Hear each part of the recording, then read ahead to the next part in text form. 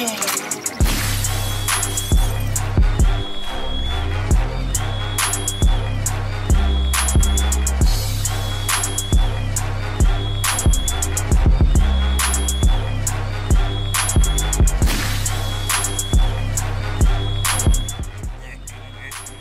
talking about, y'all. Welcome to another episode of Pierre's Panic Room. You know how we do. Every week we got a sensational guest, and this week ain't no different.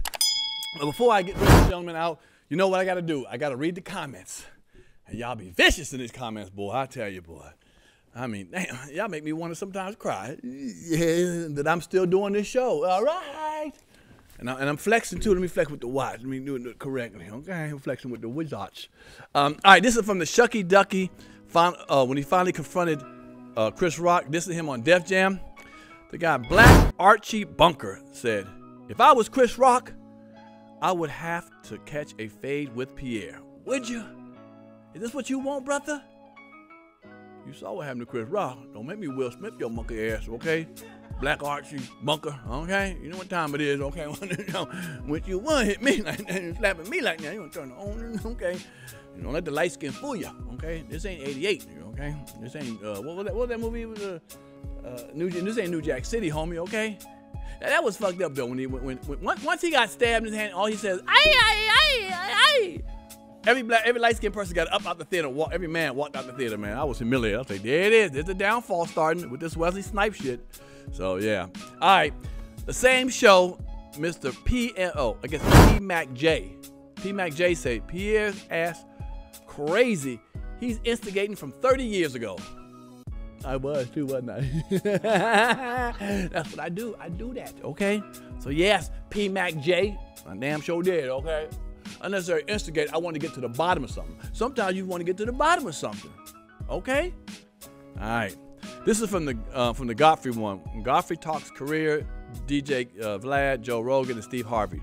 Larry Rentz, R-E-N-T-Z says, bruh, your show is the shit. Oh, I ain't got to read no more for that.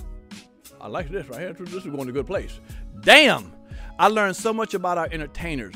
Things I would never hear in the mainstream. You got me hooked.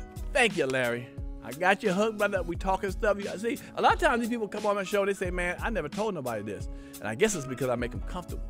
The comfortability factor is large out here. We should put the word comfortability factor. You know what I'm saying? I got that on this show here. All right, speaking of comfortable, this gentleman is comfortable in his own skin, man. I'm like y'all. I didn't catch up to him until he did American Idol, and he killed it on there. In fact, you know, hey, when you win, you win. But I've worked with him a couple times. I did a play with him. Very nice guy. Talented as all outdoors. A real singer, okay? Not one of these, not Jacquees or whatever his name is, Jacquees or whatever the fuck his name is. It's a real singer right here. Give it up for the one and only, Mr. Ruben Studdard. There you go, brother. What's up, man? Give a round of applause. Have a seat, brother. Have a seat, man. Yeah, get the microphone where you want it at, brother. Everything, man. Shit. Okay. Yeah, man. Relax, brother. This is what it do. Man, first of all, thank you. We need that microphone a little closer. Yeah, you go. You right. My fault, bro. Oh, you a singer. You don't know better than that? I know better. All right. Okay. Yeah, you gonna sing your whole interview? No, man. First of all, thank you so much for coming, man. Thank you for having me, brother. No, for real, man. You know, somebody on your level to come on my show is exciting, man. I'm getting bigger and bigger guests, so thank you very much. You will help me get someone else. Listen, you on your merit will get everybody, brother. Oh, man, I heard that. Yeah. This is in your camera. Did you hear that? This is an honor and a privilege, man. Thank you so much for having me. Okay, cool.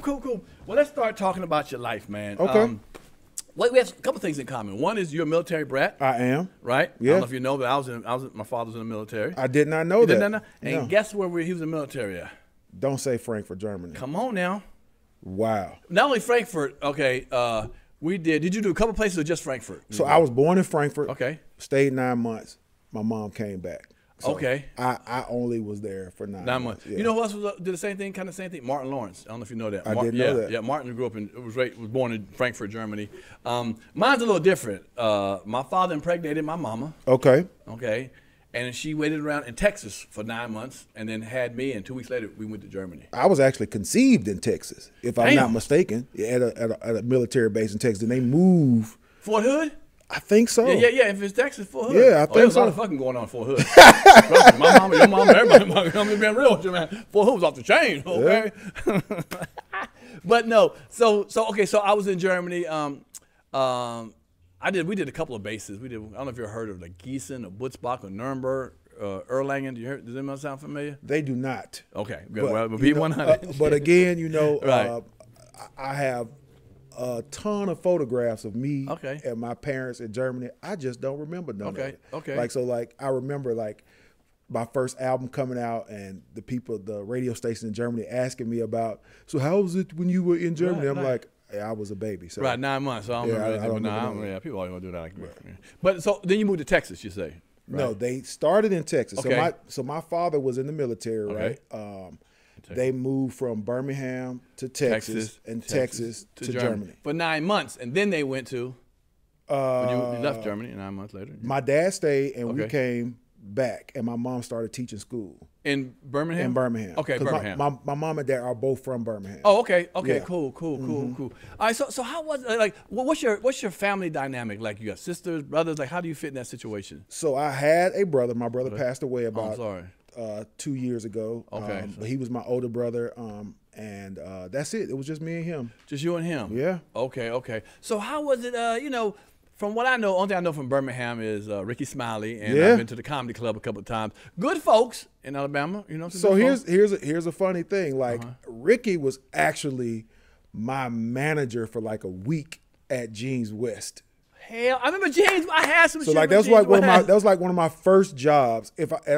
I can't remember if he had just stopped working at Jeans West or like I was there like a couple of days while he was still, but he had, this is like the late 80s? No, this is the 90s. Early 90s? So this is like 94, 95. James West was still around right there? Okay, I said Yeah. merry-go-round used to be around. It's a competition Yeah, with them clothing. Central Plaza Mall, bro. What? Yeah. So hold on. So do you remember? So he was your actual manager for a little bit. Yeah, a like month or two. Either, but I remember like him and the manager I had were like transitioning. You know what I mean? Like he was probably training the guy that was going. But yeah, I wonder was he a good manager? But you really don't know because he wasn't really around that often. Yeah. I mean, but of course, being from Birmingham, like Ricky was like full on all about Birmingham. So like even before like he rose to fame. The huge amount of fame he has with comedy, he was on our radio station every day because the Ricky Smiley Morning Show started at 95.7 Jams in Birmingham. Right, but hold on, this wasn't why he was at Jeans West. So after Jeans West, he was on West. he was on another guy's radio show in the morning. I think The light skinned guy, Buck Wild. Buck Wild. Yeah. Shout out to my man Buck Wild. Yeah. But hold on, So was he doing comedy? Was he famous? Did you know who he was when he's your manager? So I knew who he was because he was like he was doing comedy around Birmingham. Like we had a couple of comedy clubs, but also like shortly thereafter, like he was everywhere. Like Comic View, like all the like Ricky was everywhere. Sure, like, you know what I mean? Sure. Shout out to Ricky. Right. But still working at Jeans West. So some of them outfits on Comic View, nigga, you got that from Jeans West. Okay. So let's go backwards and see what you had. Some of them loud. I used to have that because Jeans West and Merry-Go-Round used to. I'm gonna tell you a quick story about them. So I had a homeboy worked at Jeans West, light skinned guy, and back then I would go in and steal. He was a manager, so he let me come in, and I would come up with a big outfit, and I would put on 2 pair of jeans, 2 shirts, 2 sweater, whatever, and then walk out with a big coat, just walk out. He was a manager at the time, whatever. So I always had to steal him some stuff. So I got my size and one size bigger for him. Well, God don't like thieves, because when I got shot at the McDonald's, the joke I do about being shot at McDonald's, he was with me. And he was doing a lot of shit talking, and the guys walked away, and some guys came back, and we had the same outfit on that night. And they didn't know which one it was. Hello? Okay, I'm like, nigga, he the one doing the shit talking, not me, motherfucker. The other one, the Jean West outfit on. But we had the same outfit on, and, same shit on. And, I was like, damn, I should have wore a different outfit that day because he was doing the most talking and You shit. should have wore the baggy jeans instead of the, you know what I mean? Well, yeah, you got all their jeans was baggy. That's probably why he had to. Well, it was exactly it was. But yeah, I remember that. Damn, so you worked at jeans? Well, all right, all right, then, okay. I see you kept a couple outfits, but that's okay. Yeah, you know, hey, hey. well, at least one. I mean, our jeans are kind of similar. You know, Well, just right you now, know, right just now. don't flex now. Hold on you know now. what I'm saying? What down now? It's slim fit, right? Slim fit. No.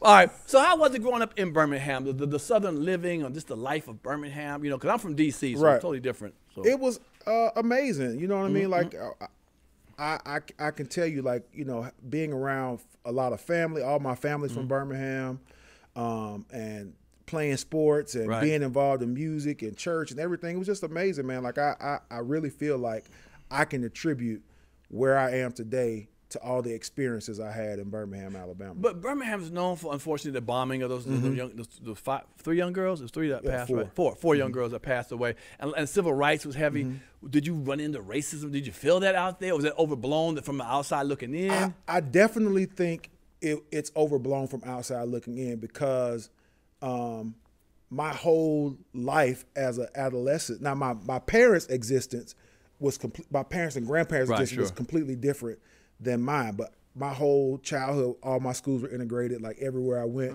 you know, I had white friends and Chinese friends, and all, you know, it just was what it was. Like you wasn't called nigga at least once.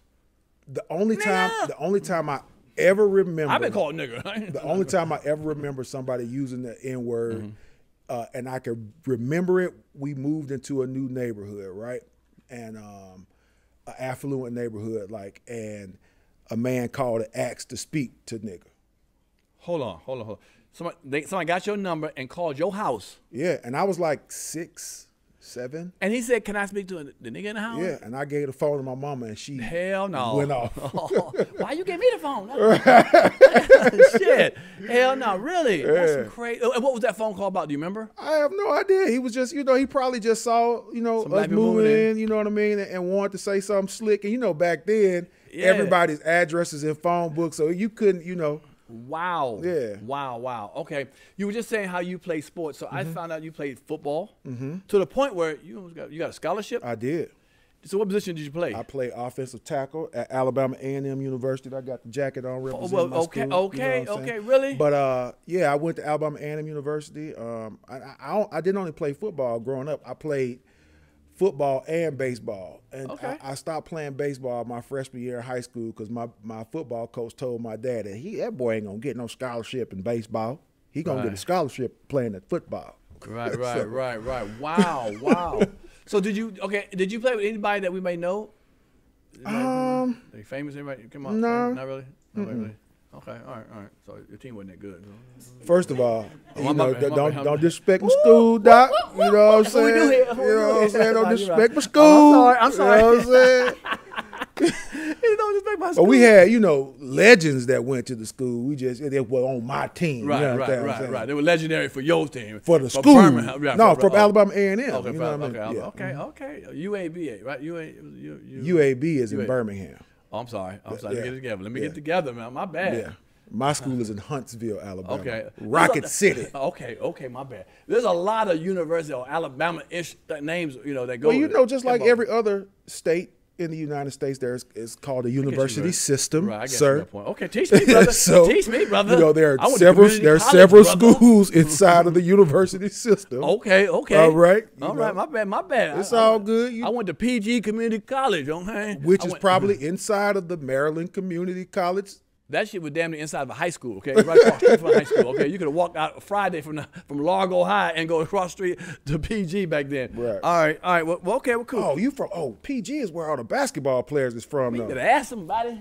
Now, a lot of boxers, too, though. You heard a guy named Sugar Ray Leonard? Yeah. PG. Okay, you don't want that. Y'all got the Hoopers, though. Do we have the Hoopers? Oh, my God. You ain't seen the documentary about PG County? With, my God. I think I might have heard about it. So brother, I didn't play basketball. I know about comedians. My cousin went to what's the doctor school up there? Come on, Ruben. Hopkins? John Hopkins. Hopkins. And my other cousin at the same time was in the Naval Academy. But they got nothing to do with basketball. Listen to what I'm saying. So I didn't know anything about go-go. But Like, I learned about that going up there to visit them. Like I mean, of course, because everybody knew EU. Okay. You know what I mean? But like going up there, like I got like to listen to like Rare Essence and all kind of like like real talk. American Idol know something about the go-go. Did you like the go-go though? I did like the go-go. All right, good. DC listening. Yeah. Okay. All for right. sure. You get on your ass if you ain't like the go-go. So they be like, hold up now, Ruben. But no, that's dope, man. That's dope. Okay. So you, of course, I'm gonna say, of course, you came through the traditional like singing in church. I did. So I started singing when I was about 4 years old at church. I've been hearing about them stories. Like, how'd you know how to sing? I don't even know how. I just knew that my preschool teacher taught me a song, and she probably like, that little boy right there is better than the rest of the kids. Nice. And then they put me up at church and was like, sing that. And that's how I sung my first solo, and I was like 4 or 5. I guess singing, I don't have any talent, but I think singing is like really a gift from God because Absolutely. You have no control of it in the beginning. It just comes out your mouth. You don't rehearse it. You don't try it. You just start talking and start singing. And I mean, I used to get on everybody's nerves, like my mom and my brother and everybody. Like I sang absolutely everything. Like commercials and all that everything that came on, I was singing. You know what I mean? And you know, I just remember like that being my thing all the time. Right. Did you love to sing, or is it something that they kind of forced you into like? Absolutely not. Like my mama would have probably wanted me to sing less, so she would have to take me to less stuff. You know what I mean? Because I was always doing something, whether it was like, you know, I've been in groups since I was like in 5th grade. So, you know, I would have little concerts. Me and my cousin, we thought we was the next BB and CC Whining, so we would be singing at churches and stuff. And our parents was taking us to all this stuff. Right. So, you know, it was another job for them that we wasn't really getting paid for. Okay. You know what I mean? Okay. When did you know that you were really like next level? Like you really can do this. Like this is something that really is, it's cute when you 4, 5, 6 years old. I knew when I was like 12 and people started paying me to sing at weddings. Really? At 12 years old, you started getting made a little money? Yeah, Doc. What's the song you would sing? What's a wedding song? Me and my cousin would do I'm Lost Without You. BB and CC, easy to see. Oh, okay. Day by day, no more reaction. Okay. We would do that everywhere, and then people started paying us to do it. When you did when you would do a wedding, how many songs you had to sing? Like 4 or 5? 2. Or just 2 songs? Yeah. And you were 12, 13 years old. That's it's kind of like cute, but damn, he can really sing. And you you get like $100 at 12 yeah. years old. From Birmingham too, nigga, that's like $1,000. You can buy every car. I love her. I know. All right there, Pierre. I'm sorry. I got love for Birmingham. Acting like B-boy ain't country. I'm just saying, y'all. I don't live in B-boy. I live in D.C. They're D.C. Like saying making in Birmingham. No, that's the same. Right. Okay, I'm gonna take that back. All right. So you were getting that kind of money. So when was the next move into something? You formed groups. Were you trying to get a record company, a record contract, or were you what? Absolutely was trying to do that. Okay. All right. Good. I started recording with my cousin Tori. Like we started doing recording sessions together. Then I was in a group called Totally Talented. Okay, of course. And we were doing like none of this stuff was working. And then I was in a group in high school called Eternal Harmony.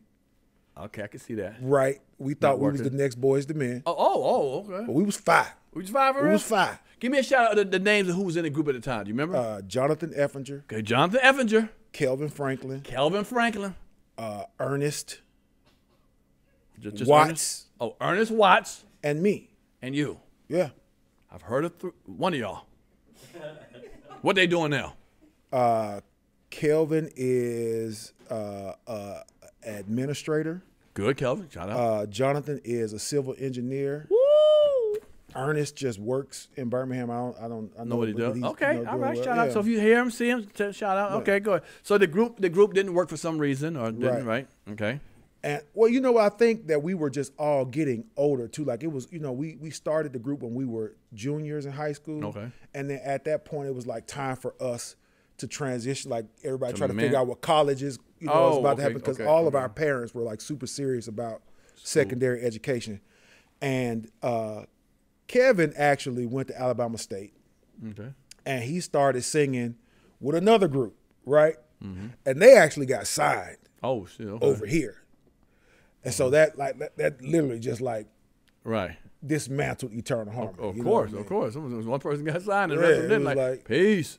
Right. Yeah. Okay. So were you making CDs and selling it? Like, what were you doing to promote your stuff after that? How were you moving forward to do So that? I was in college, man. Like Okay. I was, honestly just going to school, playing football, you know what I mean? So singing was kind of pushed to the back? No, I was a music education major. So Oh, I was okay. a vocal music ed major. So Nice. I was singing all the time. Like I was, in all the traveling choruses and everything. And then like football actually had to take a back seat because of music. You know what I mean? So you stopped 'Cause playing football? I did. Oh, wow. And Okay. my voice teacher said, what was Mr. Tucker say? It's a shame you're wasting all that talent on the gridiron. Let that go. Right, I love it. I love it. She knew what it was. She knew what it was. Yeah. So. Yeah. No. Did it bother you having to not play football no more? Not at all, man, because football in college is a job. Oh, okay. Like a job without getting Paid. for real. You know, so funny. I'm glad you said that because I used to be able to think of like, well, y'all getting an education and all this kind of stuff. No, them cats need to check, man. Something. Right. I hear they're doing it now, though. Right? Yeah. Yeah. They Finally. get, they're getting stipends now, and that's a blessing. You know what I mean? Because you think about all the people that came before them. Sure, That and to be fair, like most of the top major schools, they probably gave their kids some bread. But when you go to mid majors, Right. they don't have budgets for that. So Right. it's definitely important that they try to do something for the kids. I knew a guy who told me I worked with him after college. He played for University of Miami, Florida, University of Florida, one of them, Miami or Florida. I think Florida. Yeah, Florida. And he said that like a white dude would call him and say, I need you to come over here and move this motherfucking piano to this wall here. And he moves, slide it over, whatever, some petty, and give him $100. You know, people were doing that to, because he was, what do you call those dudes? Boosters? What do you call those? Yeah. Boosters, something like that. Yeah, he said, just make you do any little petty little thing and give you $200 for doing that and stuff like that. I said, wow, just I guess to help kids survive. I mean, because you have to understand, like, your football in college is a job. Like, because their job, people's jobs are dependent on these kids performing. You know what I mean? So they have, just like professionals have like meetings, college kids that are playing at major college programs have those same kind of meetings. That's why they transition so well into the NFL, because most of them have already had the mindset. I can see that, especially in big boys like Alabama, Alabama and all them big old schools. All right, so at what point? So American Idol, the first season comes out, and you see it.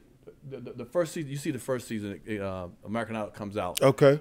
And you're enamored by it because it was hot. Everyone was watching it, right? I'm gonna tell you the God's honest truth. Let's talk about it. You've been hearing all the buzz around the country about this.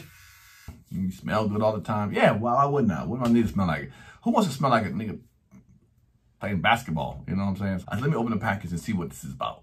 Boo-doo, bite out. You see what it is? Boom, boom, boom. Somebody can say, well, I can use any razor to do that. No, this is a softer, bro. Trust me. The Lawnmower 4.0. Trust me, this thing right here is much better than what I've used to. You don't want to use a Bic on your dick, okay? You want your shit.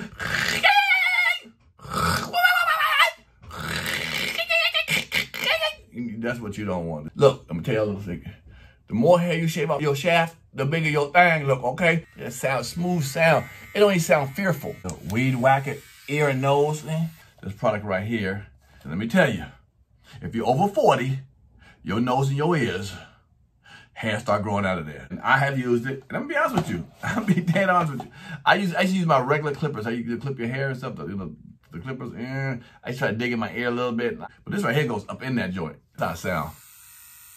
I thought it was gonna hurt. I ain't gonna lie. I sound electricity going through the thing. Yeah, man, you get all that little hair out there, man. You don't want to look like you 90 years old. Here you are, 45 years old, look like twice your age. No, you wipe it off, clean it off, put it in your nose, get your nose hairs out. Cause ain't nothing worse than that one nose hair hanging, dangling on that one hair that will pop out. Every time you talk and breathe. So what you doing? So you been up to anything lately?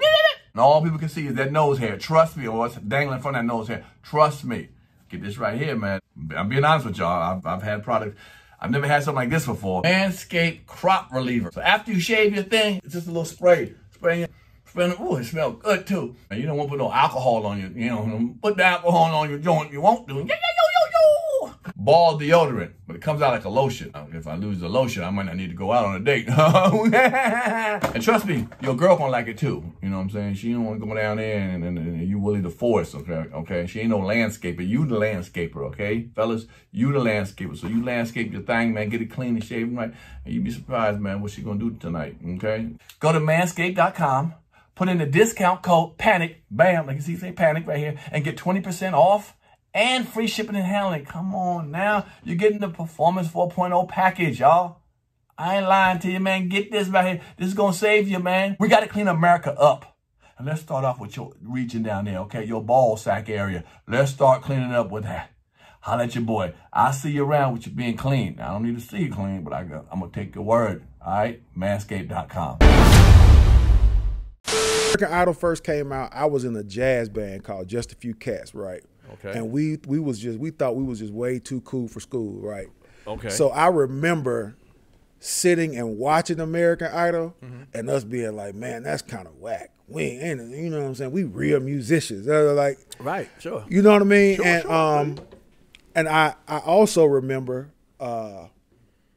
coming to Atlanta to the Drumline premiere. Oh, okay. I remember that. Because I'm in a music fraternity called Phi Mu Alpha. So a lot of my fraternity brothers were in the movie. Okay, okay. A lot of them were in the movie. So a couple of them from Clark, Atlanta, sent us some tickets, and we came over to see the movie.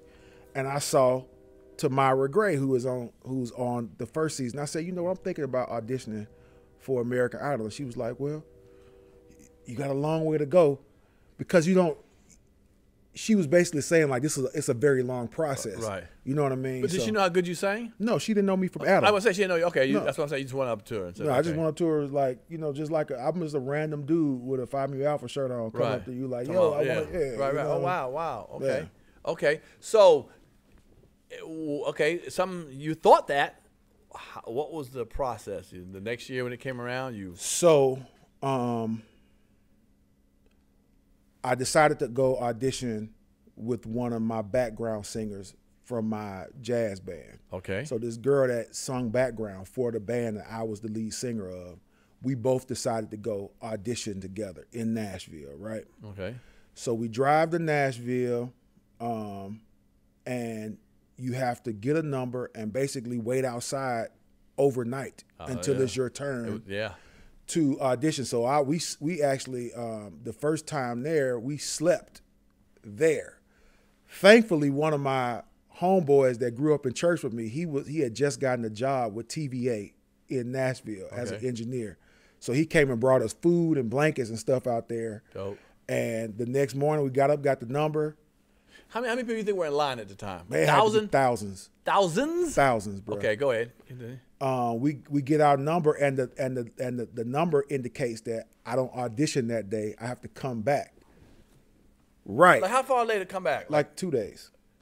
Because mind you, it's like 20,000 people out there. Wow. Right.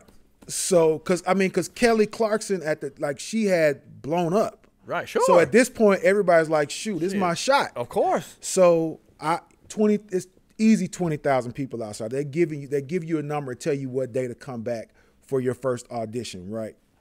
And I then had to drive back to Birmingham. What did her homegirl get? Same date, same time with you? Same date. So she had to come back same time with you? So we both came back the next day. Okay. Whatever. Or a day or two later. Mm-hmm. And then she gets cut. And then she walks in and she don't no, like we her? sing. Okay. She gets cut. I make it through. Okay, so you walk in, right? Right. Who is Simon? Who's no, over there? These are producers. Oh, just producers. Right. It's like 3 people sitting there, and you kind of like what you see. 2 people. 2 people sitting there. Yeah, and they're like, "All right, sing your best song." And what did you sing? I think I sung. Know this, brother. I think I sung "Never Too Much." As a matter of fact. Luther. Yeah. Hey, okay. Go ahead. So you did Luther. I did "Never Too Much." How much you get to sing? Like 5 seconds. Hell no. Real talk. 5 seconds? Maybe 10. Because it's thousands of people, bro. Did you made it through, but isn't it kind of unfair? You think, shit. I mean, at that point, it is what it is, I know. Because you have to do. I've been through so many auditions as a young person, whether it be for like college choruses or like musicals or anything. So I understood like how serious those first few seconds were, even before that process. Like, you know what I mean? Do you pick a part of the song that you know your voice is the best? Like whatever. I mean, no, whatever. you gotta give them some range as quick as you possibly can. Right, you know what 5 I mean? seconds, 10 seconds. So the reason why I chose Never Too Much, because it's like at the top of my range, you know what I mean? And if they let me sing through it, and I got to, oh my love, if I got to that part, and I knew like they weren't gonna turn me down. Right. But they only listen to me do I Can't Fool Myself, I don't want nobody else to ever love me. Right. And they were like, you, and the girl was like, yeah, you made it. Wow. Okay, go ahead. I feel how your friend feel though. It was a very awkward ride Hell home. yeah. But really, everybody that was in my band, we were all like family. So it was like, once like the first 30 minutes was over with, like everything was cool. You know what I mean? Okay. Yeah. So go ahead. So she got cut. You came back. I had to go home again, right? And the next time, my mom brought me up. Okay. Got serious then. Yeah, because because now I have not been in school for like 2 or 3 years, right? Because I left school to pursue my music career. Oh yeah. And my mom is like, let me see what in the world this is, because he need to have his butt back in school instead of wasting his time doing this stuff, right? So when she gets there and she sees the production, because at first the whole way there, like all she talked about was, so when you gonna get back in school? And when she get in the room, and she was like, oh, this a real TV show. Right, but this point, what? Because you have to understand, my mama has been to every, like as a child and a teenager, my mama went to every like whatever bullcrap audition I had to go to. So she saw all the like low budget stuff that I like in my mind was gonna make me famous. So in her mind, she was like, it's gonna be another one of them things he say he wanna do. Right. But no, we got in there. She was like, oh, this is real. So this and this audition, I still didn't see Randy, Paul, and Simon. Okay. This is the executive producer. Okay. This is this is Nigel. Yes. Okay. And when I walked in the room, the first thing he said was, well, you don't look like an American Idol. Hell no. Because I was big, right? You know what I mean? And he was like, you make me scared. I'm scared. And I started singing, and he was just like, oh, he's through. Let him through. Nice. That had to be a hell of a feeling, man. You talking about knowing how big American Idol is? You're moving past those two processes? But first of all, I kept being like, man, how many times I got to come up to Nashville to sing for these folks before I get to meet Randy, Paul, and Simon. Right. So the next day, me and my mama drove back from Birmingham because she had to teach school the next day. How far is this drive? Like 2 hours. Okay, fine. So we drove back. My brother brings me back. Okay. Right. A day and a half later, excuse me. And this is when I see, because a lot of these people that I'm seeing in this part are the people that actually end up being on the show with me. Nice. You know what I mean? So like from that Nashville audition, it was like 4 or 5 of us that made the top 10. Wow, okay. So, you know, I go in, Randy's there. He's a what up, dog? Like like that's his thing. Right. Paula, Simon, I sing Superstar. Ooh-wee. And I sung maybe like 35 seconds of Superstar, and I just did the chorus.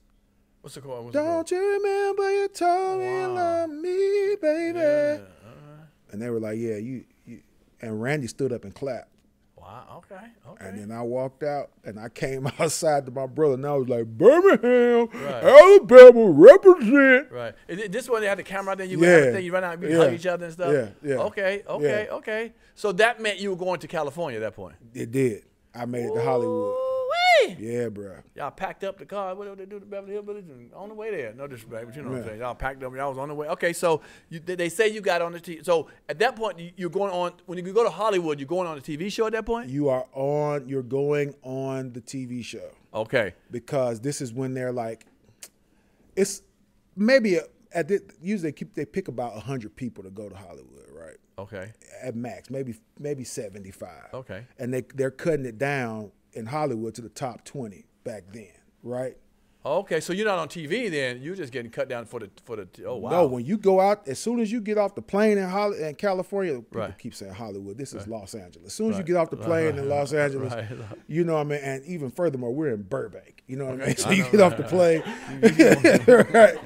So you get off the plane, and the camera's there, Right. Like because so they figured out a way to make all the Southern contestants have the same connecting flights in Texas. Okay. So now, and then all the other people were flying in. We all are flying into the planes together so they can get a whole big group shot of us coming in the airport. It's a production. It's Yeah. all production. Trust me. Yeah. But what I'm saying is, you weren't on the TV show, like the live, the thing, the 75 people. Oh no.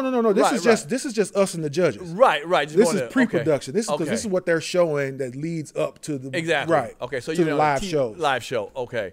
So you sang again, obviously. Right. And then they said one more time. You Every got it. day, there was a cut every day. What? When you make it to Hollywood, every single day. So one of my guys from college had made it in a different city. Like me and him were really tight Right. in school, and he made it. He got cut the first day. They pack your bags. They fly you out the next morning. So, every day it's like and then that Friday is the top 20. Everybody that makes the top 20 is still there on Friday, and then we're there like doing all these promos and all this stuff. And then we all go home, right? Because now we're at home and we can't tell anybody Right. we're on the show. Mind you, so my brother at the time managed a strip club, right? And we used to all go to like concerts and stuff. And we went to Memphis to see Jay-Z, right? Okay. So we're leaving Memphis, and I look to the right, and we were at like a restaurant, and I see myself on television. I didn't know they were gonna start running promos, and I was like, "Oh, okay," because we couldn't tell nobody. We could not tell anybody we were on the show. Right. So now when I get home, like all these news stations are calling me like, Ruben, are you on? Because I've been doing stuff with all the local news stations promoting these local shows that I've been doing before. And I couldn't say anything to them either. Well, did you all of a sudden, did the ladies start calling? I never had a problem with girls. Okay, well, right? I'm trying to you say know that, what I mean? But you know what I mean? Yeah, extra. like it was definitely it helped my band at the time for sure. Okay. Because this is another thing. Like we had planned this big concert called the Magic City Soul Fest. It was gonna be my band. You familiar with PJ Morton? Mm-mm. Okay, PJ is a big soul artist, but his band and my band were doing a big show together in Birmingham. And this is how I knew that the People from America Idol was serious, because once we made the top 20, we weren't supposed to be singing anywhere. Oh, wow, okay. Right? So I'm like, ain't nobody paying attention to what I'm doing in Birmingham. I'm in Birmingham. Right. Who cares about what I'm doing in Birmingham? Shit. Bruh, I'm at the Workplay Theater, and the manager brings me the phone. What? And I'm like, yeah, what's up? And the manager, the dude that owns the Workplay, he used to be a VJ on MTV. He was their first VJ. Mark Goodman? Yes. Look at that boy. Look at that boy. Look at that right now. So they give me the phone. They're like, are you performing at the Workplay Theater tonight? I'm like, who is this? Right. They're like, oh, this is so-and-so from. just right. Right, from so-and-so. Like, they're like, are you around your contract? I was like, nah. They was like, well, just let you know, like, you can't do that now because you're our artist. So how did that work out, the show? Everybody coming to the show? No, I had to go home. Did the show go on? They did the best they could. Wow, the best they could. I love it. Really had to find somebody to sing some songs. I mean, well, of course, PJ did his show. But we damn this show, your thing. But no, the thing that we were supposed to do, like they had to figure that, like they got one of the background singers to come up and do know, it. Wow. Yeah. Okay. So now let me get this. Now I'm getting juicy. So you go back. You fly back to California, Burbank. Yeah. You fly back to Burbank, and now you're on the show. We're talking about the live show. Live show. And it's about 20 people at that time. 20 people. And they split us up into a group, like 4 groups, right? 4 groups. So it was like 8 of us a piece, something like that. Okay. You know what I mean? So each time you sang, they eliminated some people. Right, until they got to the top. So like this part is when, because they're picking 2 people a week to make the top 10. Sure. Right. So still not an audience, but our family members are there, and it's live to y'all. Okay. You feel what I'm saying? So we're singing live, and people are voting now. Right. And I made it through that. So this show was Clay and I made it together. Okay. Did you keep singing Luther songs? That's your thing? I was going to sing something else, and then I was like, no, I'm going to just sing the Superstar a couple times. Right, sure. Until I make it to the top 10. Then, you have to change every week. Okay, so now you get the top 10. Right. Woo! You done battled out a lot of people. A lot of tears, a lot of crying, a lot of people walking away and stuff, getting back on luggage and shit, but you get to stay. Right. Now, you stay there during the whole process. You don't go back and forth. You stay there. Okay. So now it gets down to the top 10. Mm-hmm. You got some heavy hitters that year, too. You have some really good singers. Did you really believe you could win at that point at top 10? The prayer that I prayed was, God, let me make it far enough for somebody to see me and give me a real record deal. Okay. That was it. Wow. Everything after that for me was extra. When I knew I had an opportunity to win is when I made the top 4. Yeah, top 4. Hell yeah. And I was just like, I might win this thing. Now, you were out of communication with Birmingham at that time? Because you've been there, so you really didn't talk to them, any friends? Or they so we got the first texting phones were given to us by AT&T on the show. Okay. So we promoted, our show helped them teach people how to text message. Oh, okay. So like that's like now, like talking to like the producers and stuff, like they used our show as a platform to teach the country how to use their technology. So when we made the top 20, they gave all of us phones, right? Okay. And so we had to figure out like how to, talk to each other, and we got the little singing ringtones that nobody had, but like all this stuff is like just coming out. Right, sure. But by the time I was on top 4, like I'm talking on cell phone every day to my people at home. Okay. All day, every day. Okay, so your phone should have been really blowing up. Yeah. I mean, ridiculously at that point. Yeah. All right. So I don't really remember. It got down to the 2, you and Clay. Me and Clay, right? Okay, so we got down to you and Clay. I'm going to ask this the nicest way.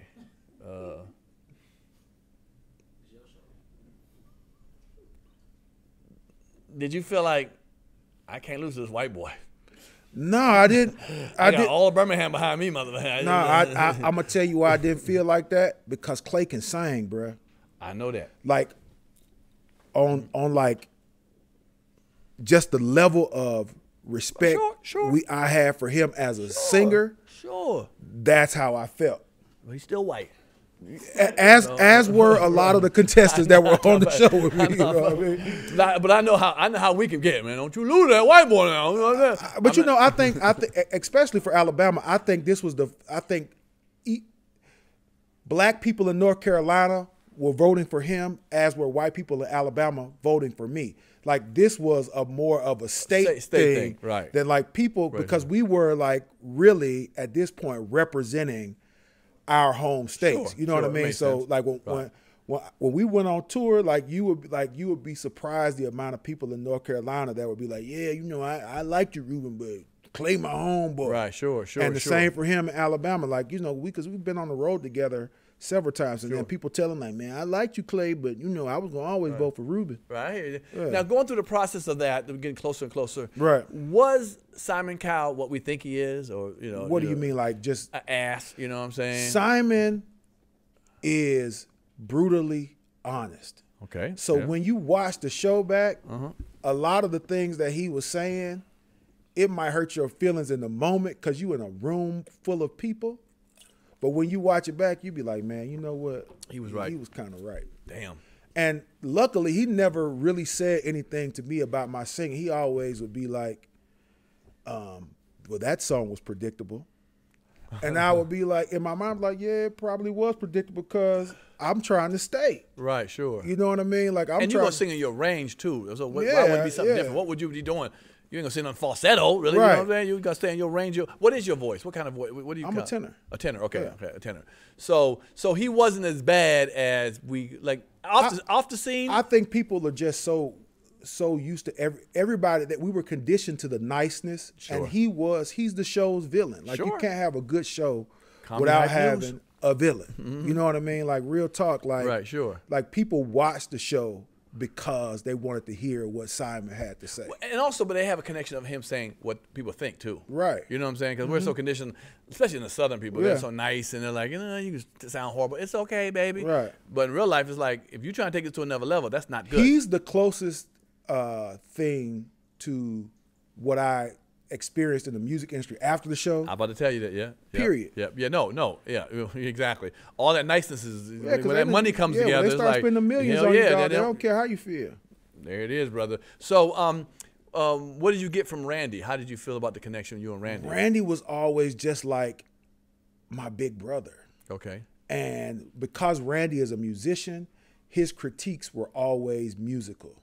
And you knew, like, if he told you something, it was coming from a place that was trying to help you become a better musician. Nice. You know what I mean? Nice. And Paula seemed like she was more just Paula was there, mother. like, what I learned from her is that she was there to help us understand the platform. Because what you have to understand is that Paula Abdul is a star. What? Like, and was probably one of the hugest pop stars ever. Sure. So if anybody on that stage understood what we were all going through, it would be her. Okay. You know what I mean? Okay. So her thing was to just keep us level-headed because she knew what was coming at the end. And she's a performer, too. Absolutely. Over them, so she can understand it. Right. Okay, so the night or whatever it is, you went for the finals. You and Clay Aiken. Right. You know, you come in, you get ready for that whole day. You know, this is hit or miss right here. I mean, well, to the next. At that point, you knew you had been seen by enough people. Right. Record companies were probably going to approach you. To be fair, we'd already signed our deals now. Yeah. So you had signed everything you needed now?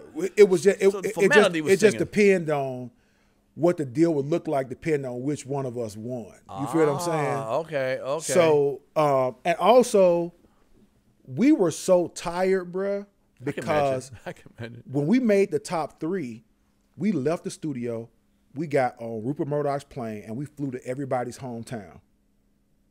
And we flew all around the country, right? Learning songs on the plane. Like, these people are sitting, like, put us on the plane with the song choices for the next week, because we have to go home and shoot these home packages. Like, we're going to our high school, the city's doing the parades and all this stuff. Yes. So all this takes a couple days. Then we have to go back to Hollywood and get ready, because now they're like adding dance steps and stuff to the, like, just it's becoming a real production. A production, yes. You know what I mean? So we leave Tuesday, we home Wednesday, Thursday, Friday. We're back Saturday, Sunday. Shows Monday, Tuesday. Wow. For the top 3. And you know, it's funny you say that. And I'm glad you brought that up, because a lot of people just see you at your home, on TV. Oh, he's at his home now. Now you singing. Right. There's a time to get there. Yeah. And people just forget you're a human being, the tiredness you can be and stuff. And even when it comes time to sing, like to have my voice ready and stuff like that. And people take for granted, like, they don't realize, even when we do a comedy show, I may do 3 different cities. I got to fly. I got to leave my house and go down to the airport and get off and get on planes and do all that kind of. I'm not complaining, but it's work before the little 45 minutes, an hour you see me. That's bullshit. Right. I can do that sleeping. The getting there is that's why I tell promoters. Sometimes they'll do some stuff like that. They'll be like, "Look, man, I'm making some number. Let's say we'll give you $5,000 to come to do 20 minutes in Chicago. Say your price is $10,000. Right. I'm like, no, nigga, I don't want to do 20. I'll do an hour. It's the cost to get me there. Right. Damn the 20 minutes. Absolutely. You ain't going to do it 5 minutes. I'm going to give you $5,000, whatever it is. Like, no, nigga, I'm flying across country. My price is 10 stacks. Right. So I want the 10 stacks. I'll give you extra. How about you give me 10 stacks for the 5 minutes? I'll throw in another 25 minutes. Right. How about that, for your price. Yeah, for my price. Right. We're not about to go all the way across country to do 5 minutes of comedy, for a little bit of money, whatever the money is. I'm not saying 5,000 little. Right. That's a lot of money. But you know what I'm saying. Okay, so look at that. So you backstage, you about to sing. Mm-hmm. He's singing. All the magistry, I saw all that shit like that. Bruh, that finale show is such a blur because I don't even remember the singing part. What I remember is all of the stuff that we did with everybody from our cast, because that night they brought everybody back. It was all top 10, and we had to do numbers with them the whole night. So the only thing I remember vividly about that night is Ryan telling me I won and Clay looking at me and saying, "You won." So when you're standing there, you saying, okay, damn, you saying remember. Flying without wings. I'm wondering, like, okay, I'm just imagine, like, how good you felt afterwards. You said, I did a great job. I know there was no flaws, no mess up. My voice was perfect. No, I was terrible that night. You actually were terrible that night? The night of the finale. Really? I was horrible. My voice was shot. Like, because we had been working every day nonstop for 2.5 weeks. We didn't have a day off after we made the top 4. Okay. And so, and excuse me if I don't remember everything. Who votes the last time? The people still vote, right? Mm-hmm. So at that time, they were probably invested in you already and liked y'all enough to, so the winner was probably going to be the winner before y'all started singing. You know what I'm saying? Because you said if you didn't have a good song. So to stand there, man, and they like, I kind of remember I was in the airport walking, and everybody stopped eating and shit, looking up there at the screen and stuff. Right. And I remember y'all she was standing there, and the winner, Ryan Secret taking forever and shit, they like, brrr. And I just remember like everybody stopping. I remember kind of walking, and then I heard, and then, black women, oh Lord Jesus, Jesus. White people just saying, this is bullshit. Look at my luggage. Just get them out of here. This is bullshit. Racist bullshit. You'd be surprised what people saying, okay? You might be on stage but not noticing, but white people like, look at my luggage. This is bullshit. Football game on. White people, Jesus. Black people like, Jesus, Lord. So you won. Right. And then let's say the hoopla needs you to get back home. I didn't go home. Well, how long did it take you to get home? A week? Months. So they take you right from then, it's on and popping? Bruh, I did not go home for easy 3.5 months. What? Because once I won, right, they put me and Clay on a jet to New York. Interviews. And we did interviews in New York for a week, right? And we both started recording our albums that week. The machinery of it, boy. Then we both flew back to L.A. to do interviews again. And we were doing, and then about a week and a half later, we went into rehearsal for the tour. Wow. So I might have come home for like 3 days in between that 5-6 month period. Wow. I just can imagine because in my mind I remember saying to myself, "Ooh, I just won. I'm going home." Heck no. All right, so let's say, okay, now you went on the tours. I know it was crazy. Remember, you're going from the jazz band, right. You know what I'm saying? That not many people, people know you, but not as many. Now you're a worldwide phenomenon at that point, right? You know what I'm saying? Everywhere you're going, they're screaming for that tour. Right. That was hot. I gotta remember that. So y'all two out there doing your thing. What do you remember the most about your life changing from Birmingham to 5 months later, whatever it was, when you're on tour? I remember not being able to do stuff. Like, so this is one of my most vivid memories. I was recording at Quad Studios. Oh, shit. Okay. Tupac got shot there. Right. At Quad Studios, right? Like maybe like 3 or 4 weeks after I won the show. And we had been flying back and forth, but I had this one day where I could get in the studio and record. And we say, we're going to record late because we want to go see The Matrix, right? Okay. So we hadn't had a chance to see any movies. So I'm like, I want to go see The Matrix. The theater across the street from B.B. King's, that movie theater. Okay, yeah, exactly. I know. They had statues like a 8 o'clock in the morning showing. So I stayed in the studio all night just to be able to go to that 8 o'clock in the morning because I knew nobody was going to be in the theater, right? Right. We left Quad, turned that corner, like speedy walking, turn that corner and hit the block where that theater is. And as soon as I hit that corner, somebody said, "Ruben!" And it was like a sea of people. And the lady that manages BB King's at that time, she saw me and she did like this. And she let us sit in BB King's until Fox and Fremantle sent a car to pick me up and take me back to the hotel. And the lady and one of the people from IT who runs the show was like, see, this is why I tell you don't go anywhere without us. Right. You know, I'm trying to like have a regular moment. You know what I mean? Did you know, because outside looking in, any of us, even when you saw celebrities, singers, people chasing the Beatles and all this kind of stuff like that. And we still want to be in the business. We're like, oh, I want to make it. I want to make it. Then you get to that level where that's happening. Did fear ever happen to you? It's scary, bro. Yeah. Because you don't really know, you don't know if everybody is coming at you with love. You know what I mean? Sure. Like, it was a lot of crazy stuff going on. Like, you know, like people coming to our like tour, like you know, like it was just a lot. You know what I mean? So I learned to be guarded very early on, because why do we need so? If we didn't need that much security, we wouldn't have had it. Right. Sure. You know what I mean? Sure. And I, you know, being a male singer, you and play, you know, the females, you know, I remember I did a big tour one time with Leah and Genuine, Drew Hill, everybody, Mary Jane.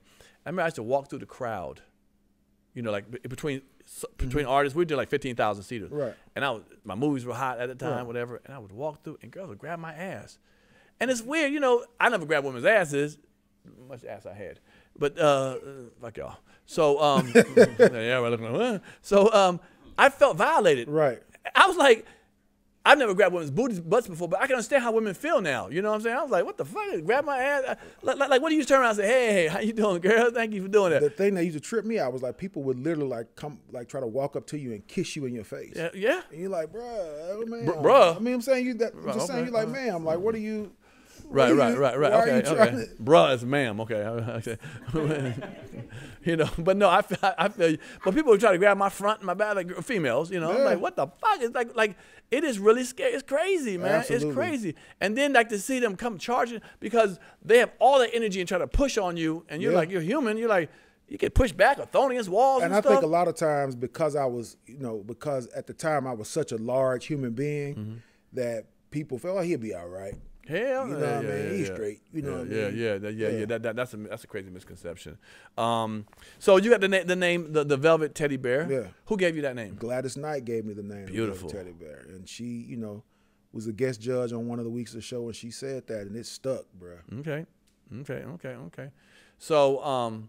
So your experience is pretty good for American Idol, you would say. Absolutely. Like I would not be doing the job that I have right now without those people. Like they really gave me the platform that I had wanted my whole entire life. You know what I mean? Right. You know, I've been searching for somebody to just give me a shot, you know. But you got a lot. You know, some people, you can appreciate that, but sometimes you can be like, it's too much for me. You know what I'm saying? Some people's like, you know, the stuff I had to go through and do. A lot of times people after, you know, something happens, they all say, well, I wouldn't change it. Man, there's a lot of shit in my life I changed. I ain't gonna lie to you. You know what I'm saying? So is it something that you would say, man? You know what, the reason why I wouldn't change my process with American Idol, because I needed that industry boot camp.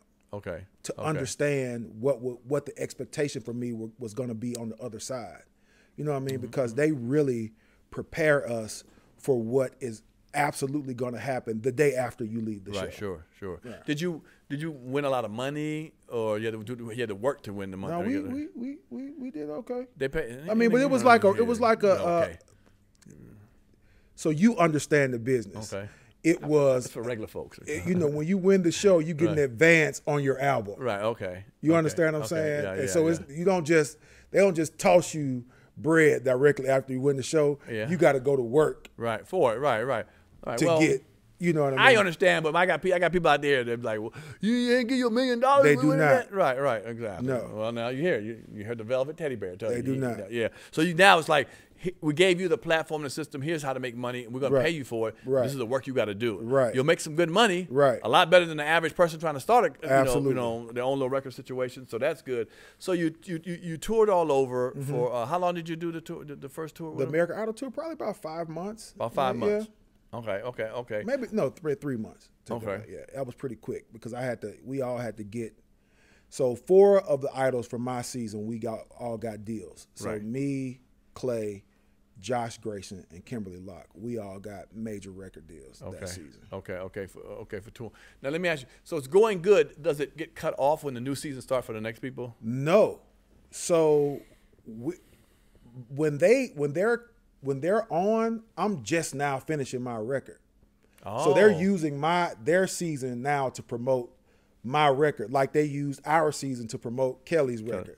You know what I mean? So like Sorry 2004, I won the show in 03, right? But you know, like that song came out in like November 03. 03. So I'm singing that while Fantasia and them are on the show. Like that's my, you know, I'm singing that everywhere. You know what I mean? So they're using that platform to promote the artist that had just won. You know what I mean? Okay. Now let's talk about that because I love that song. Sorry, 2004. Damn,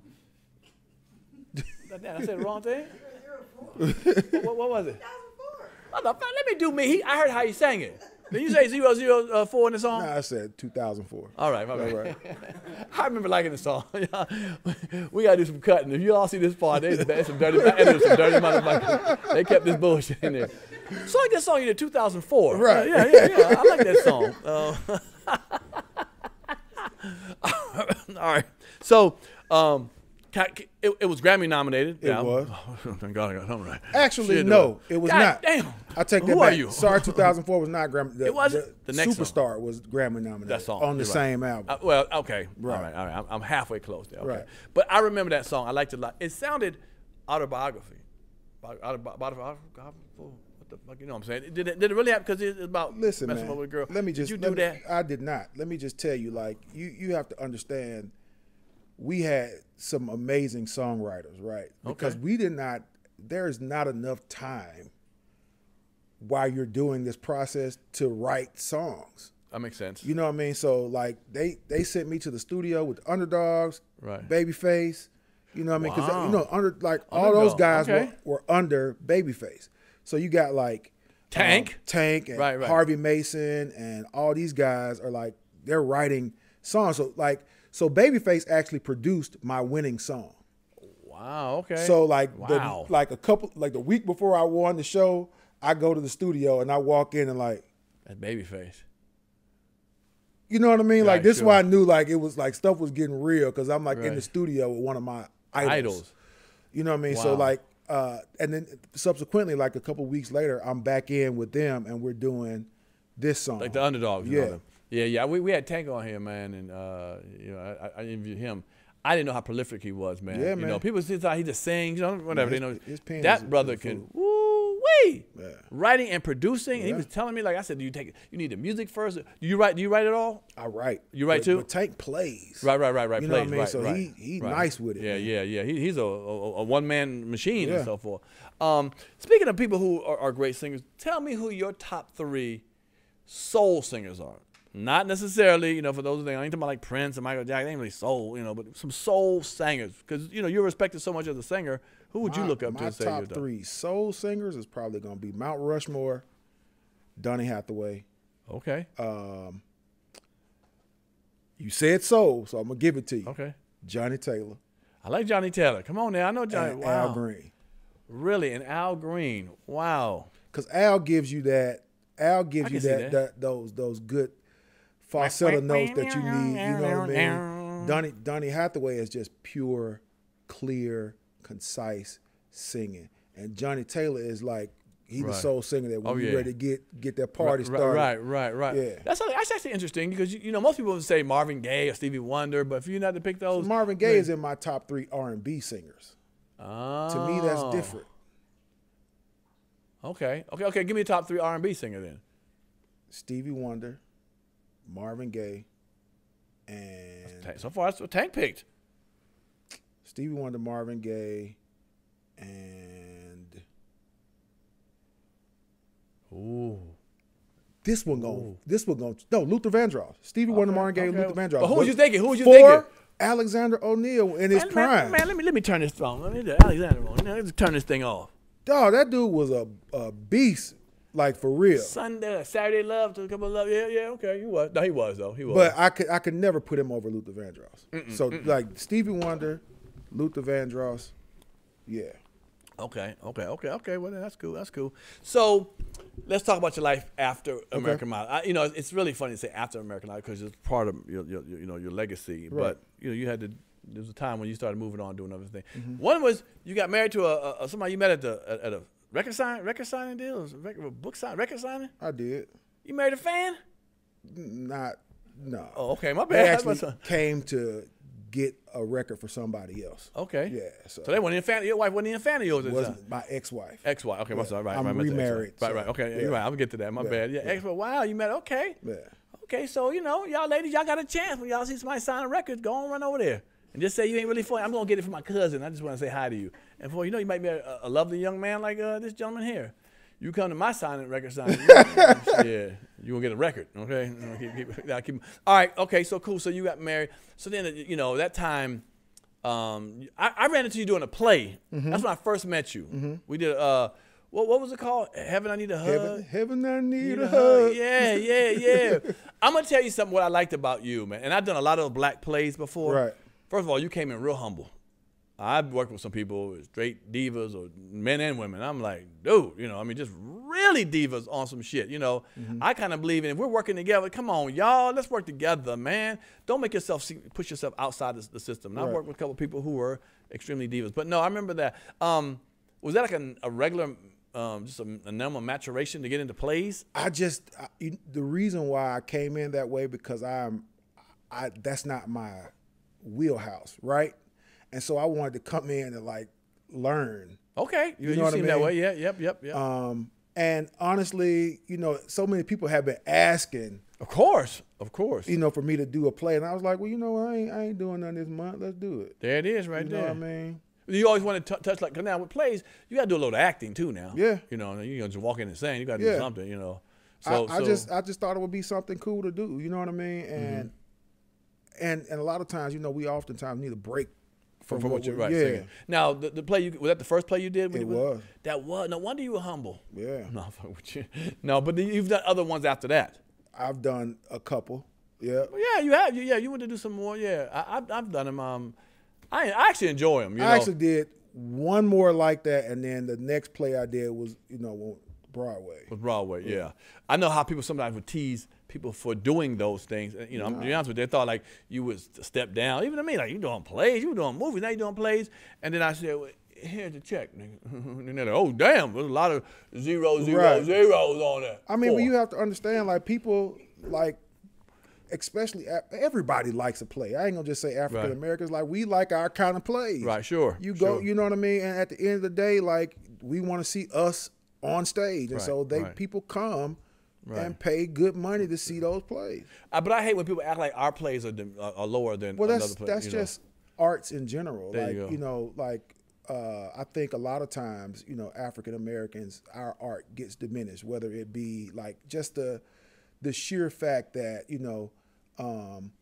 you have to do so much in urban music to cross over to pop, as opposed to, white artists just going straight to pop charts. Sure. You know what I mean? Makes so sense. it's, make it harder. That makes sense. All right. Well, then it seemed like you were bouncing around doing a whole bunch of things. You kept yourself active. Next time I saw you was on The Biggest Loser. So what made you come to the point that you felt like... I was fat as hell, man. Okay, that's true. Yeah, you know what I mean? I needed to change myself, dog. And, but why in front of everybody else? People in front of the world, though, brother. You can do that. Man, well, I was familiar with that reality. And I knew that I would... First of all, the people on there are like Dovette, Jillian. They're the best trainers in the world. Okay. Right? So if I was paying them out of my pocket, that'd be like $100,000. Right. You know what I mean? So I went on there to get it for free. The best. Okay. And it also, gave me publicity. Like it wasn't like. But you weren't embarrassed or something like that trying to do that? I mean, I get it. Like, because there were people on the show that aren't celebrities that were embarrassed. I just had made it up in my mind that I was going to allow myself to start living my truth. You know what I mean? Because at this point, the road is unhealthy. Yeah, speak on it, brother. You know what I mean? And I was already a big guy, right? And so years of just living, you go and do a concerts, you get done.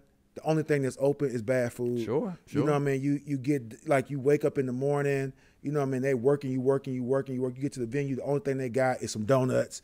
You know what I mean? Nobody is focused on you but you. That's so for me, and it was, trust me, record company managers, everybody was like, "Oh my God, like you gonna take a year off?" I was like, "I got to get. If I'm not here, none of y'all have no job." There you go. Right. So like, it was the best thing for me. Okay. No, I respect that. And they had a lot, of like ex NFL players on the show prior to me being on the show. Right. So I think they were really trying to up the presence of the show because, of course, they knew once they said Ruben was going to be on the show, people was going to be like, "Oh, I'm watching Biggest Loser now." Right. Sure. But it was really helpful, man. Well, did you feel when you lose that weight? Did you lose being a teddy bear, your vocals, and all that kind of stuff? Did people lose that sometimes? I'm much smaller than I've ever been, Sure. right? And I'm still a big guy. Okay. You know what I mean? So and I'm Ruben Studdard. I'm not a teddy bear. I'm Ruben. Okay. Well, how much was your biggest weight? How heavy was Like your biggest 450. Damn. Yeah. Okay. I was big, bro. Okay, you was a group that shit by yourself. Yeah, All right. I was Damn like that. a kid group for sure. Oh, okay. Yeah, like New Edition. You know what Right. I mean? Fuck it. What are you down to now? I'm like 280, 290, something like that. Okay, 100 something. Okay, that's good stuff. But you went on it, and then you got off it, and then you went back again. What was all that about? So I got Biggest Loser twice. No, I lost. So Right. like it's a contest. Right, you know what I mean? So right. and what people don't understand is like things happen that they can't really explain to the viewing audience on the show. So I had a like knee strain or something like that, and my knee was like swole up like a balloon. Okay. Which limited me from working out all like that whole week, right? Right. But I still lost 3 pounds. Right. Eating what we were eating on the show. But everybody else had lost like 35 or like 20, you know what I mean? Like, but my knee was like huge. Right. And so once I found out, because I had to like go to a sports medicine doctor, make sure I didn't have like real damage to my knee. And then they were like, "Well, would you come back?" I was like, "Absolutely." Right. Sure. Okay. Yeah, I'm coming back. Right. I ain't finished. Right. Okay. You know what I mean? So yeah, they don't show everything. Okay. So now you get that behind you. You're back around being home, and you're touring. If you're not touring, I don't know what you're doing. But you get into teaching. Because I remember I called you. You said, "I got to teach." I'm like, "Teach? Yeah. I didn't know you teach." You know. So after that show, I did. After that, I just signed with David Foster. Okay. Who David Foster is the highest selling songwriter in the history of music. Period. Mm-hmm. I know who he is. And I did a couple of songs with him, and then we, subsequently I went on tour with him for the Foster and Friends tour, and went out with that for years. Oh, okay. I didn't know.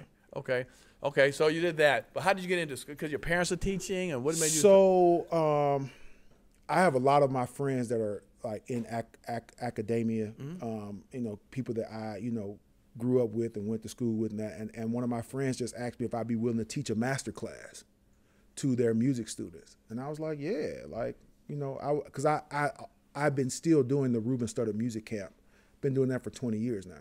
Oh, really? Yeah. So like it was just an extension of my foundation. You know what I mean? Like what we do through the Ruben Studdard Foundation. Okay. So I went there, and now I've decided to be a part of their music program. So, but what's your master? The experience you like the master class is about how to musicianship, how to prepare to be in the business, all facets of the music industry. Okay. And so you wrote that course out yourself? Yes. Nice. And how is it a 1-year course? How's that thing? No, like these are just like synopses that I wrote out for this particular master class because they asked me to do it, right? And so now, I'm in the process of developing what I'm going to be teaching in the fall. Oh, well, yeah, okay. And is that your alma mater? No, this is at University of Tennessee, Chattanooga. Of course. Okay, yeah, about that. Why wouldn't you go back to your class? Why don't you go back to art? I mean, well, they hadn't asked. I like that. So if they asked, damn that, ask this brother. Okay, no. Yeah, but you're appreciative to be at UTC. UTC. UTC. Yeah. Damn, UTC. I'm going to fire my researchers. I got to fire them out. Okay. But no, that's good. Okay, do we have an album we're working on? I am working on a new album. Just, really looking forward to that, man. Like it's, I have like 8 or 9 of them now. So 9 songs or albums? Out. Oh, okay. You know what I mean? So I'm like, right now this is the point of my life where I could take my time and not rush a project out. You know what I mean? So. Give me another musician that you'd like to. You say your ultimate. Say, I'd love to tour with this person. Who do you think would you love to tour Man, with? you know what? I have to, I guess, put another because the person I wanted to tour with, I got to tour with, and that was Layla Hathaway.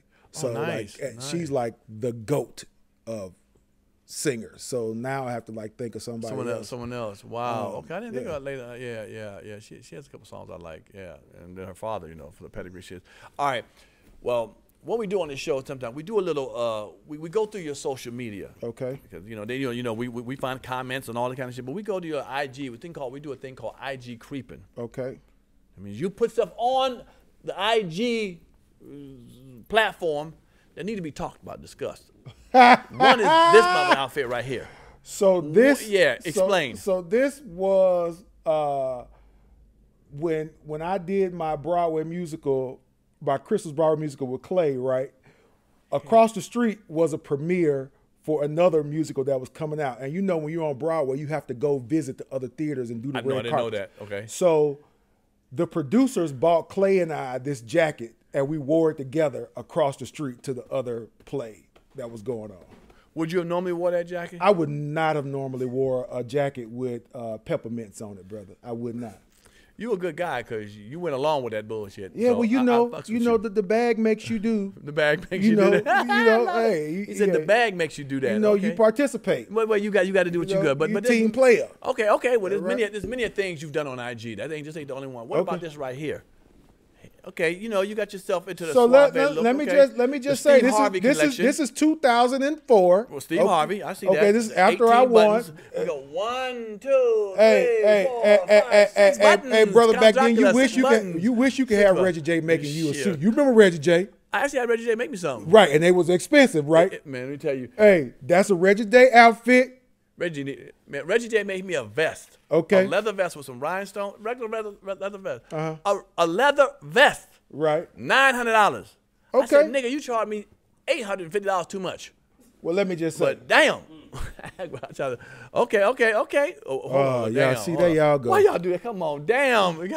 Of course, that's Biggest Loser, man. You know what I mean? Well. Move on. No, wait. You put that out. We found it. We ain't I didn't put that out. That was on NBC. Y'all went to NBC.com. We ain't find this at your house, mother. We found this. Okay. You look like you wasn't happy with this right here. Okay. Yeah, man. Yeah. Are we rid of this right here, brother? It's called taco meat. Yeah. Get rid of this. No, I did not. You still got this? Still got the taco meat. And you're married? Boy, God bless your wife. God bless okay. you. Yeah, Yes, so we're how much was you wearing at the Harry show? I don't know, y'all. I mean, y'all could have saw the doggone. Y'all should got the I don't wrong know side of that it. I don't remember it either. Move on to the next Really? picture. Hell. And now this is the best bit. All right, cut that out. But no, all right. So look, we do this thing on my show called we spin the wheel. Okay.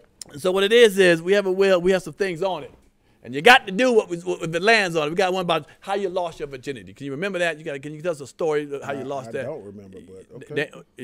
Okay, well, maybe you're not. Still not. Okay. We got a sexual. Who you trade places with and why? The biggest lie you ever told. Okay. Now you can tell me any of the stories you just told. Just repeat one of them stories you've been telling me for the last hour. Something you want to get off your chest. Okay. Celebrity crush call. You know that you get your cell phone, you call a celebrity, and how you would mac them. You're an actor. Okay. I know you're married, so if you want me to throw you a name of a celebrity, you can do that. I got you. Okay, you got that if it lands on that. And a real secret, and that's it. Spin again. So what we do is we let you spin and put a Ruben Studdard spin to it. Don't be bull. All right, which way? This way or that way? Yeah. Hold on, let me make sure this is correct. Cause I should break all up. You spin it this way, but can we get a roll call? Can we get a drum roll? Come on, all right, go on, brother. Hit that thing hard as you can. And what did it fall on? Let's see what it fell on. A celebrity crush call. Woo. Okay, so this is the situation where you get your phone out. All right. Do you have somebody in mind? I do. Okay, so what you have to do is you gotta pick. You gotta say hello and tell us the name. Within the first 10 seconds, so we know who you're talking to. Okay, say who you're talking to, and you have a minute to two to show your macking game. How you mac back in the days to get her to come to your house or you to go to her house. All right, y'all quiet. Let my man Ruben done. He gets the call. Let's see what kind of actor you really are, brother. This is the acting training right here. Let's see what you got. Hello. So now this you? Yeah. I was wondering if I could pull my barbecue grill out and put you a couple slabs of rib on there. I know you like fat boys, so I'm a big guy. I want to make sure you eat good. You can come over here, then we can listen to a couple Barry White albums. You with it? I told my brother you was gonna come over here. I told him. All right, I see you in about 25, 35 minutes. You on your way? All right, bye, peace. Wow. Okay, you thought the slab, you thought the ribs do it for you. The ribs. The ribs. You gotta have something prepared for them when they come to your house. You Beef can't or just pork? pork. Pork? Oh, pork ribs? Yeah. All right. Yeah, Kansas City style. Ooh. You make your own sauce? All that. When I serve that beef, I serve my own sauce. All right. This is Pierre's Panic Room. Right, Okay. right. This ain't Ruben's show. Right. I say what I want to. You're right. No, but man, I appreciate you coming. So here, what I do, I give a little gift out. We don't have a bag, but we give a gift out. This is black-owned stuff. This is my book, my Thank you, own brother. book. I autographed it, and a shirt.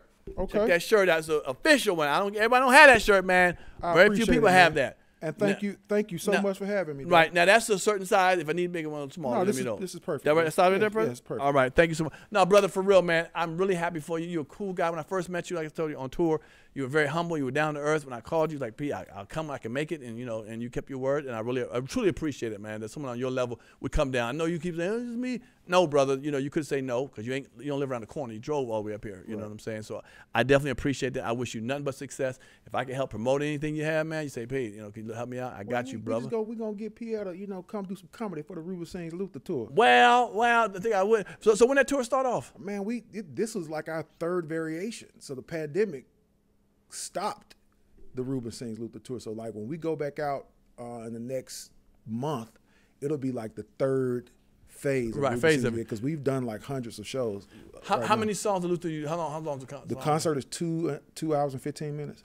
So you do what, like at least 10 songs, 10, 15? Nah, bro, we do like the whole catalog of Luther. Yeah. Wow. Like it's I wanted it to be authentic. So like I basically recreated his concert like I was doing a Broadway musical. So you wear some of the clothes he wore, like the glittery jackets and stuff? Everything. We That's got the same singers, everything. Trying to think of my man that was. Well, we did a lot of the stuff that Luther did. Yeah. That's dope, man. One of my favorite songs is "Promise Me." Is it Yeah. Yeah, I love that one, man. And "Superstar." Yeah. Those are my are probably two of my favorite. And what's the other one?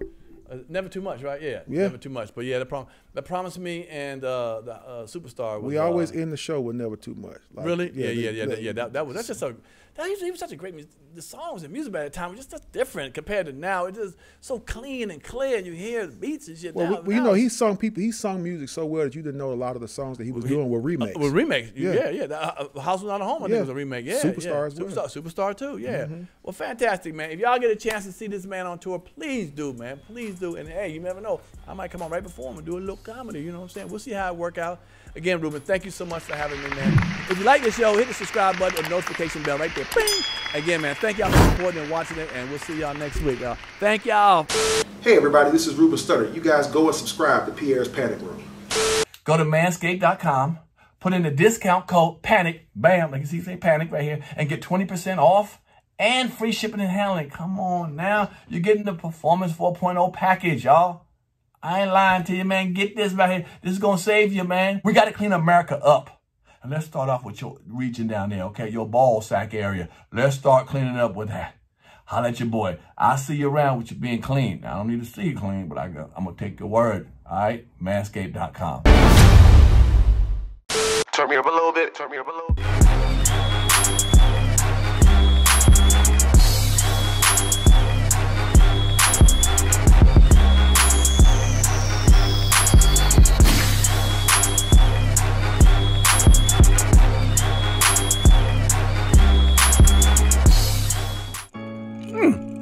If you like that show, like, subscribe, and comment below. Hit the notification bell. Hit the subscribe button, man.